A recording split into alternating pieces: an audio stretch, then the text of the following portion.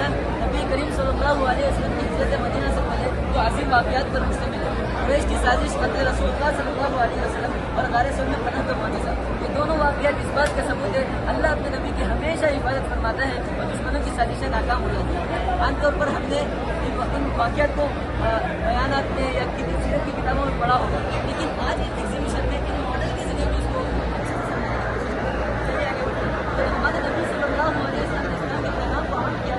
اس کے سردار دشمنی پر ہوا، جب حسد کا وقت آیا تو انہوں نے نعوذ باللہ ہمارے نبی صلی اللہ علیہ وسلم کو قتل کرنے کا فیصلہ کیا۔ 40 قبائل کے جوان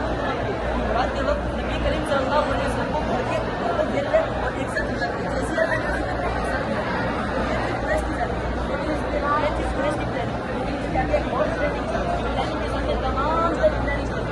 اللہ رب العزت کی پلاننگ۔ چلیے آئیے دیکھتے ہیں اس کی پلاننگ کامیاب ہوگی، قریش کی یا پھر اللہ رب العزت کی پلاننگ۔ تو پھر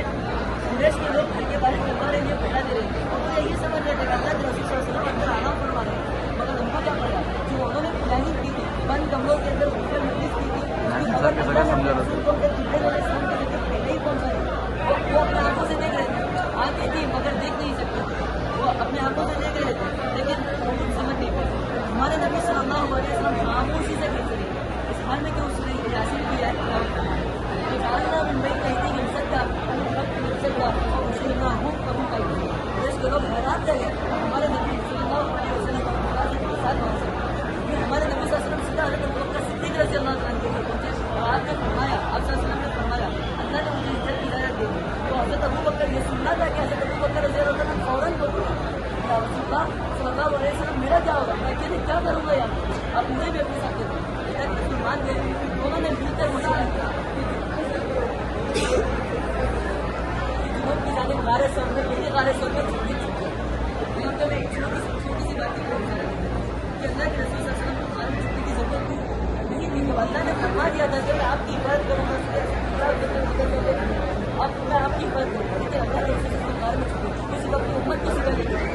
اللہ کے اوپر بھروسہ نہیں کرنا، اللہ کے اوپر بھروسہ کرنے کے ساتھ ساتھ اسلام کو بھی کیا جاتا ہے، پلاننگ نہیں کرنا۔ اب اس کے آگے اور بڑھیے اور پلان یہ بھی پلاننگ کرنی ہے۔ حضرت ابوبکر رضی اللہ عنہ پہلے جو تیاری کرتے جن میں سے ایک کی قیمت خود اللہ کے رسول کی پیدا کی عناصر زندگی کے حساب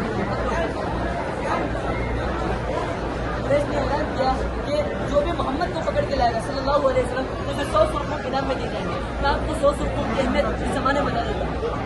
ایک سرخون کی قیمت اس زمانے میں بتاؤ، ایک سرخون کی قیمت اس زمانے میں ایک BMW کے برابر ہے، ایک BMW لگژری کار کے برابر ہے۔ اگر سوچو میں اگر اعلان کر دیا کہ جو فلانے شخص کو پکڑ کے لائے گا تو میں 100 BMW آپ سے پہلے اس کو پکڑنے جائیں گے۔ اسی طرح اس زمانے میں انعام کی عدالت میں سراقہ بن مالک جو قریش کے ایک سردار تھا، کام کو کرتا وہ غار ثور میں اللہ کے رسول صلی اللہ علیہ وسلم نے دیکھا، اللہ کے رسول کو صدیق رضی اللہ عنہ کو دونوں دیکھ رہے، اللہ کے رسول اللہ کے رسول اللہ کے اوپر کوئی مسئلہ نہیں، لیکن اللہ